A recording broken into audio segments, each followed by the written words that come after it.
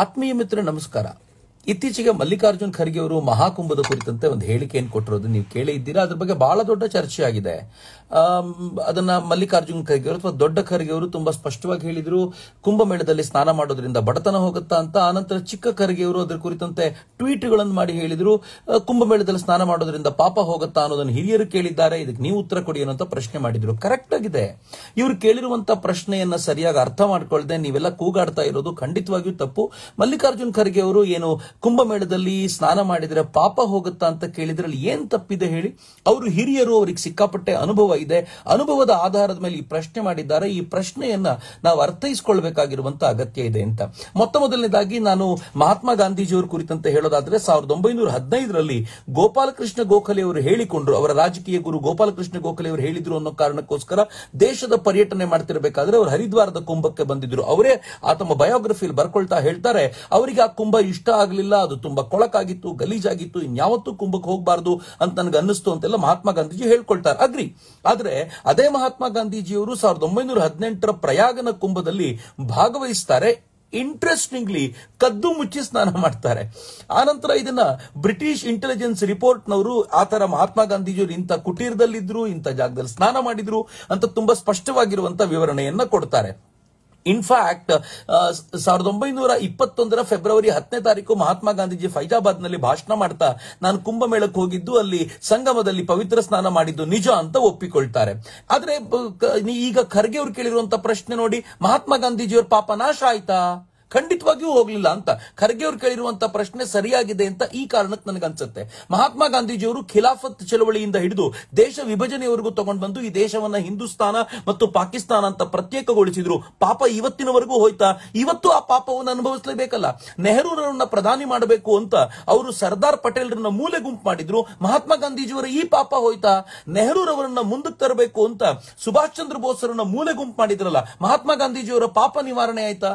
ಖರ್ಗೆ ಅವರ ಪ್ರಶ್ನೆ ಕೇಳಿದಾಗ ಕೂಗಾಡ್ತೀರಾ ಯಾಕೆ?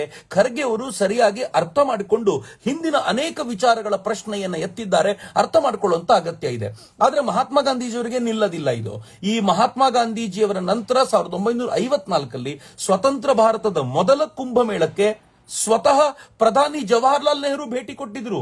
ಈ ಕುಂಭಮೇಳಕ್ಕೆ ಅವರು ಭೇಟಿ ಕೊಡುವಾಗ ಅಲ್ಲಿ VIP ಟ್ರೀಟ್ಮೆಂಟ್ ಅವ್ರಿಗೆ ಕೊಡ್ಲಿಕ್ಕೋಸ್ಕರ ಒಂದು ದೊಡ್ಡ ಪ್ರಯಾಸ ಆಯ್ತಲ್ಲ, ಆ ಕಾರಣಕ್ಕೆ ಈ ಸ್ಟ್ಯಾಂಪೀಡ್ ಆಗಿ 800ರಿಂದ 1000 ಜನ ತೀರ್ಕೊಂಡಿದ್ರು 1954ನಲ್ಲಿ. ಮೌನಿ ಅಮಾವಾಸ್ಯೆಗಿಂತ ಒಂದ್ ದಿನ ಮುಂಚೆ ಹೋಗಿದ್ದಂತ ಜವಾಹರ್ಲಾಲ್ ನೆಹರು ಅಲ್ಲಿ ಮುಳುಗು ಹಾಕಿದ್ರ ಏನ್ ಹಾಕಿದ್ರ ಅನ್ನೋದು ಡೀಟೇಲ್ ಎಲ್ಲೂ ಬಂದಿಲ್ಲ. ಆದ್ರೆ ಅವರು ಅಲ್ಲಿಗೆ ಹೋಗಿ ವಾಪಸ್ ಬಂದ ನಂತರ ಅವರು 21 ಜೂನ್ 1954ಕ್ಕೆ ಒಂದು ವಿಲ್ ಬರೀತಾರೆ. ಆ ವಿಲ್ ನಲ್ಲಿ ಏನ್ ಹೇಳ್ತಾರೆ ಗೊತ್ತಾ? ನಾನು ತೀರಿಕೊಂಡ ನಂತರ ನನ್ನ ಅಂತ್ಯ ಸಂಸ್ಕಾರ ನೀವು ಮಾಡಿದ್ಮೇಲೆ ನನ್ನ ಒಂದು ಹಿಡಿ ಅಸ್ಥಿಯನ್ನ ಗಂಗೆಗೆ ವಿಸರ್ಜನೆ ಮಾಡಬೇಕು. And he will not forget. ಅವ್ರು ಹೇಳ್ತಾರೆ ಇದು ರಿಲಿಜಿಯಸ್ ಕಾರಣಕ್ಕೋಸ್ಕರ ಅಲ್ಲ, ಆದ್ರೆ ಗಂಗೆ ಈ ದೇಶದ ಹರಿಯುವ ಸಂಸ್ಕೃತಿಯ ಪ್ರತೀಕ. ನಾನು ಚಿಕ್ಕಂದಿನಿಂದಲೂ ಇದೇ ಗಂಗೆಯ ಜೊತೆ ಒಡನಾಡಿದ್ದೀನಿ, ಹೀಗಾಗಿ ನೀವು ಇದನ್ನ ನನ್ನ ಅಸ್ಥಿಯಲ್ಲಿ ವಿಸರ್ಜನೆ ಮಾಡಬೇಕು ಅಂತ. ಆಯ್ತಪ್ಪ, ಈ ನೆಹರೂರವರ ಅಸ್ಥಿಯನ್ನ ಗಂಗೆಯಲ್ಲಿ ವಿಸರ್ಜನೆ ಮಾಡಿದ ಮಾತ್ರಕ್ಕೆ ಅವ್ರ ಪಾಪ ಹೋಯ್ತಾ? ಮಲ್ಲಿಕಾರ್ಜುನ್ ಖರ್ಗೆ ಅವರು ಕೇಳಿರುವಂತ ಪ್ರಶ್ನೆ ಸರಿಯಾಗಿದೆ. ಚೀನಾಕ್ಕೆ 1000 ಹೆಕ್ಟೇರ್ ಭಾರತದ ಭೂಮಿಯನ್ನ ಜವಾಹರ್ಲಾಲ್ ನೆಹರು ಬಿಟ್ಕೊಟ್ರು, ಪಾಪ ಹೋಯ್ತಾ ಇವತ್ತಾದ್ರು? ಕಾಶ್ಮೀರಕ್ಕೆ ಆರ್ಟಿಕಲ್ 370 ಅವರು ಹೇರಿದ್ರು ಅಥವಾ ಕಾಶ್ಮೀರಕ್ಕೆ ಕೊಡುಗೆ ಕೊಟ್ಟರು, ಇಡೀ ಭಾರತವನ್ನ ತುಂಡರಿಸುವಂತ ಪ್ರಯತ್ನ ಮಾಡಿದ್ರು, ಅವ್ರ ಪಾಪ ಹೋಯ್ತಾ? ಏನೋ ಮೋದಿ ಅವರು ಬಂದು ಸ್ವಲ್ಪ ಪಾಪವನ್ನು ತೊಳೆಯೋ ಪ್ರಯತ್ನ ಮಾಡಿದ್ರು, ಜವಾಹರ್ಲಾಲ್ ನೆಹರು ಇದನ್ನು ಮಾಡಿದ್ರು ಅನ್ನೋ ಪಾಪ ಹೋಯ್ತಾ? ಇಲ್ಲ. ಭಾರತ ಇವತ್ತು ಸೆಕ್ಯೂರಿಟಿ ಕೌನ್ಸಿಲ್ ನಲ್ಲಿ ಸ್ಥಾಯಿ ಸದಸ್ಯ ಆಗಬೇಕಾಗಿತ್ತು, ಆದ್ರೆ ಆಯ್ತಾ? ಜವಾಹರ್ಲಾಲ್ ನೆಹರು ಮಾಡಿದ ಆ ಪಾಪ ಹೋಯ್ತಾ? ಹಾಗೆ ಅಂಬೇಡ್ಕರ್ನ ಎಲೆಕ್ಷನ್ ಅಲ್ಲಿ ಜವಾಹರ್ಲಾಲ್ ನೆಹರು ಸೋಲ್ಸಿದ್ರಲ್ಲ, ಇವತ್ತಿಗೂ ಕೂಡ ಆ ಪಾಪ ಅವರನ್ನು ಕಾಡುತ್ತೆ. ಗಂಗೆಯಲ್ಲಿ ಅಸ್ಥಿಯನ್ನ ವಿಸರ್ಜಿಸಿದ ಮಾತ್ರಕ್ಕೆ ಪಾಪ ಹೋಗುತ್ತೆ ಅನ್ಕೊಂಡಿದ್ದೀರಾ? ಮಲ್ಲಿಕಾರ್ಜುನ್ ಖರ್ಗೆ ಅವರು ಕೇಳಿರೋ ಪ್ರಶ್ನೆ ತಪ್ಪು ಅಂತ ಯಾಕೆ ಅನ್ನಿಸ್ತು ನಿಮಗೆ? ಆಯ್ತು, 1966ರಲ್ಲಿ ಪ್ರಯಾಗ್ನ ಕುಂಭಕ್ಕೆ ಇಂದಿರಾ ಗಾಂಧಿ ಹೋಗಿದ್ರಲ್ಲ, ಹೋಗ್ಬೇಕಾದ್ರೆ ಸುಮ್ಮನೆ ಹೋಗಲಿಲ್ಲ. ಆಗ ತಾನೇ ತೀರಿಕೊಂಡಿದ್ದಂತ ಲಾಲ್ ಬಹದ್ದೂರ್ ಶಾಸ್ತ್ರಿ ಅವರ ಅಸ್ಥಿಯನ್ನ ಕೈಯಲ್ಲಿ ಹಿಡ್ಕೊಂಡು ತ್ರಿವೇಣಿ ಸಂಗಮದಲ್ಲಿ ವಿಸರ್ಜನೆ ಮಾಡಿದ್ರು. ಯಾಕಪ್ಪ? ಪಾಪ ಹೋಗುತ್ತೆ ಅನ್ನುವಂತ ಪರಿಕಲ್ಪನೆಯ ಯಾರ ಪಾಪವನ್ನು ತೊಳಿಬೇಕಾಗಿತ್ತು? ಕೇಳಿರುವಂತ ಪ್ರಶ್ನೆ ತುಂಬಾ ವಿಶಿಷ್ಟವಾಗಿದೆ ಅಂತ ನನಗನ್ಸುತ್ತೆ. ಇದ್ರ ಜೊತೆಗೆ ಇನ್ನೂ ವಿಶೇಷ ಏನು ಅಂತಂದ್ರೆ, ಅದೇ 25 ಜನವರಿ 1966ಕ್ಕೆ ಇಂದಿರಾ ಗಾಂಧಿ ಅವರು ಪ್ರಯಾಗದ ಕುಂಭಮೇಳವನ್ನ ಭೇಟಿ ಮಾಡಿದ ನಂತರ ಅವರು ಒಂದು ಭರ್ಜರಿ ಭಾಷಣವನ್ನ ಅಲ್ಲಿನ ಪಕ್ಕದ ಒಂದು ನಗರದಲ್ಲಿ ಮಾಡಿದ್ರು. ಅದು ಅವರ ರಾಜಕೀಯ ಎಂಟ್ರಿ ಆಗಿತ್ತು. ಅದನ್ನ ಮಾಸ್ಟರ್ ಸ್ಟ್ರೋಕ್ ಅಂತ ಇವತ್ತಿಗೂ ಕರೀತಾರೆ. ಇಲ್ಲಿಗೆ ಮುಗಿಸ್ಬೇಕಿತ್ತಲ್ಲ ಅವರು. ಆದ್ರೆ 1977ಕ್ಕೆ ಮತ್ತೆ ಅದೇ ಅದೇ ಕುಂಭಮೇಳಕ್ಕೆ ಭೇಟಿ ಕೊಟ್ಟು ಅಲ್ಲಿನ ಸಾಧುಗಳ ಜೊತೆಗೆ ಅವರು ಮಾತನಾಡಿದ್ರು. ಅವರದೊಂದು ಕ್ರೂಷಿಯಲ್ ಎಲೆಕ್ಷನ್ ಆ ಸಂದರ್ಭದಲ್ಲಿತ್ತು. ಆಗ ಅವರು ಸಂಗಮದಲ್ಲಿ ಮುಳುಗು ಹಾಕಿದ್ದಿರಬಹುದು, ಗೊತ್ತಿಲ್ಲ, ಅದರ ಬಗ್ಗೆ ಡೀಟೇಲ್ ನನಗಂತೂ ಗೊತ್ತಿಲ್ಲ. ಆದ್ರೆ ಪ್ರಾಮಾಣಿಕವಾಗಿ ಹೇಳಿ, ಸಂಗಮ ಕ್ಷೇತ್ರಕ್ಕೆ ಅವ್ರು ಹೋಗಿ ಸ್ನಾನ ಮಾಡಿದ್ರು ಅಂತ ಮಾತ್ರಕ್ಕೆ ಇಂದಿರಾ ಗಾಂಧಿ ಅವರು ಪಾಪ ತೊಳೆದೋಯ್ತಾ?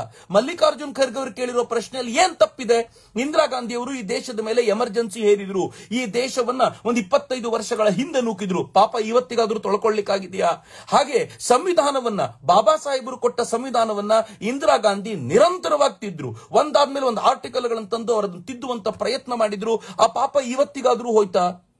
ತಮ್ಮ ಮಗ ಸಂಜಯ್ ಗಾಂಧಿಯನ್ನ ಪ್ರೊಜೆಕ್ಟ್ ಮಾಡ್ಲಿಕ್ಕೋಸ್ಕರ ಈ ದೇಶ ಹಿಂದೆಂದೂ ಕಂಡರಿಯದಂತ ಭ್ರಷ್ಟಾಚಾರಕ್ಕೆ ನಾಂದಿ ಹಾಡಿದ್ದು ಇಂದಿರಾ ಗಾಂಧಿ. ಅದರ ಪಾಪ ಹೋಯ್ತಾ? ಮಿತ್ರ, ಈ ಪಾಪವನ್ನು ತೊಳ್ಕೊಳ್ಳೋದು ಹೇಗೆ? ನೀವು ಸ್ನಾನ ಮಾಡಿದ ಮಾತ್ರಕ್ಕೆ ಪಾಪ ಹೋಗುತ್ತಾ? ಹಾಗಂತ ಮಲ್ಲಿಕಾರ್ಜುನ್ ಖರ್ಗೆ ಅವರು ಒಂದು ಪ್ರಶ್ನೆ ಕೇಳಿದ್ರೆ ತಪ್ಪೇನಿದೆ ಅದರಲ್ಲಿ? ಆಗ್ಲಿ ಇಂದಿರಾ ಗಾಂಧಿ ಅವರು ತೀರ್ಕೊಂಡಾಗ ಅವರು ಯಮುನಾ ತಟದಲ್ಲಿ, ಯಮುನಾ ನದಿಯ, ಅದನ್ನು ಬರೀತಾರಲ್ಲ, ಪವಿತ್ರ ಯಮುನಾ ನದಿಯ ತಟದಲ್ಲಿ ಅವರ ಅಂತ್ಯ ಸಂಸ್ಕಾರ ಮಾಡಲಾಯಿತು. ಯಾಕೆ ಪವಿತ್ರ ಯಮುನಾ ನದಿ ತಟ್ಟ ಬೇಕಿತ್ತು? ಯಾಕೋ ಒಂದು ಚರಂಡಿಯ ತೀರದಲ್ಲಿ ಮಾಡ್ಲಿಕ್ಕೆ ಆಗ್ತಿರ್ಲಿಲ್ವಾ? ಯಾವುದೋ ಒಂದು ಚರಂಡಿ ಪಕ್ಕದಲ್ಲಿ ಸಂಸ್ಕಾರ ಮಾಡಬಹುದಾಗಿತ್ತಲ್ಲ. ಹಾಗಂತ ಯಮುನಾ ತೀರದಲ್ಲಿ ಅವರ ಅಂತ್ಯ ಸಂಸ್ಕಾರವನ್ನ ಮಾಡಲಾಯಿತು ಅನ್ನೋ ಕಾರಣಕ್ಕೋಸ್ಕರ ಅವರ ಪಾಪ ತೊಳೆದೋಯ್ತಾ? ಇನ್ನೂ ಇಂಟ್ರೆಸ್ಟಿಂಗ್ ಸಂಗತಿ ಹೇಳ್ತೀನಿ. ಅವರ ಅಸ್ಥಿಯನ್ನ 22 ಕುಂಭಗಳಲ್ಲಿ ಸಂಗ್ರಹಿಸಿ ಅದನ್ನ ಈ ದೇಶದ ಭಿನ್ನ ಭಿನ್ನ ರಾಜ್ಯಗಳಿಗೆ ತೆಗೆದುಕೊಂಡು ಹೋಗಿ ಅಲ್ಲೆಲ್ಲ ಯಾತ್ರೆ ಮಾಡಿದ ನಂತರ ಆ ಅಸ್ಥಿಯನ್ನ ತಗೊಂಡು ಹಿಮಾಲಯದ ಮೇಲೆ ಚೆಲ್ಲಲಾಯ್ತಲ್ಲ, ಪಾಪ ಹೋಯ್ತಾ? ಇಂದಿರಾ ಗಾಂಧಿ ಮಾಡಿದ ಆ ಎಲ್ಲ ಪಾಪಗಳನ್ನ ತೊಳ್ಕೊಳ್ಳಿಕ್ ಸಾಧ್ಯ ಆಯ್ತಾ? ಮಲ್ಲಿಕಾರ್ಜುನ್ ಖರ್ಗೆ ಅವರು ಕೇಳಿರುವಂತ ಪ್ರಶ್ನೆ ಸರಿಯಾಗೇ ಇದೆ. 2001ರಲ್ಲಿ ಸೋನಿಯಾ ಗಾಂಧಿಯವರು ಅವರು ಕುಂಭಮೇಳಕ್ಕೆ ಹೋಗಿ ಅಲ್ಲಿ ಸ್ನಾನ ಮಾಡ್ತಾರಲ್ಲ, ಡುಬ್ಕಿ ಹೊಡಿತಾರಲ್ಲ, ಆಗ ಅಟಲ್ ಬಿಹಾರಿ ವಾಜಪೇಯಿ ಅವರ ಸರ್ಕಾರ ಇತ್ತು. ಯಾಕೆ ಸೋನಿಯಾ ಗಾಂಧಿ ಅವರು ಹೋದ್ರು?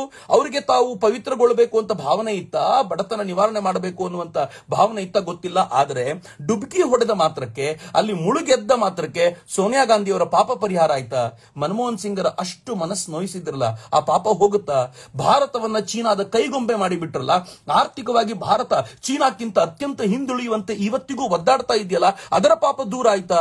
ಹೋಗ್ಲಿ, ವಕ್ಫ್ಗೆ ಜಾಗ ಕೊಟ್ಟು ನಮ್ ವಿಜಯಪುರದ ರೈತರು ಬೀದಿಗೆ ಬಂದು ಬಡಿದಾಡ್ತಾ ಇದ್ದಾರಲ್ಲ ಇವತ್ತಿಗೂ ಕೂಡ, ಸೋನಿಯಾ ಗಾಂಧಿ ಅವರ ಪಾಪ ಹೋಗಿದೆಯಾ? ಮಲ್ಲಿಕಾರ್ಜುನ್ ಖರ್ಗೆ ಅವರು ಕೇಳಿದ್ರಲ್ಲಿ ಏನ್ ತಪ್ಪಿದೆ?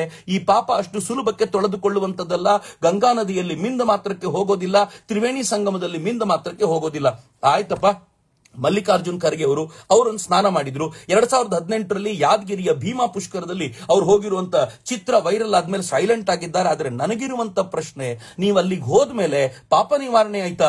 ಏನೇನ್ ಪಾಪಗಳು ಅಂತ ನೀವು ಹೇಳಬೇಕು ಅಷ್ಟೇ. ಆದ್ರೆ ಅವರು ಒಂದೇ ಒಂದು ವಿಚಾರದಲ್ಲಂತೂ ಅವರು ತಪ್ಪು ಮಾತನಾಡಿದ್ದಾರೆ ಅಂತ ನನ್ಗನ್ಸುತ್ತೆ. ಏನು ಅಂದ್ರೆ, ಬಡತನ ನಿವಾರಣೆ ಆಗುತ್ತಾ ಕುಂಭ ಸ್ನಾನ ಮಾಡಿದ್ರೆ ಅಂತ ಕೇಳಿದ್ರೆ, ಭೀಮಾ ಪುಷ್ಕರದಲ್ಲಿ ಸ್ನಾನ ಮಾಡಿರೋದ್ರಿಂದ ಮಲ್ಲಿಕಾರ್ಜುನ್ ಖರ್ಗೆ ಅವರ ಬಡತನ ಅಂತೂ ಸಿಕ್ಕಾಪಟ್ಟೆ ನಿವಾರಣೆ ಆಗಿದೆ.